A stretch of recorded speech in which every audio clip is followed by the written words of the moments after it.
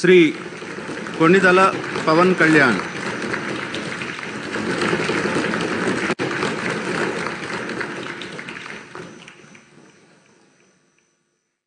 కొణిదల పవన్ కళ్యాణ్ అనే నేను శాసనసభ సభ్యుడిగా ఎన్నికైనందున శాసనం ద్వారా నిర్మితమైన భారత రాజ్యాంగం పట్ల నిజమైన విశ్వాసం, విధేయత చూపుతానని, భారతదేశ సార్వభౌమాధికారాన్ని, సమగ్రతను కాపాడుతానని, నేను స్వీకరించబోయే కర్తవ్యాన్ని శ్రద్ధాశక్తులతో నిర్వహిస్తానని దైవ సాక్షిగా ప్రమాణం చేస్తాను.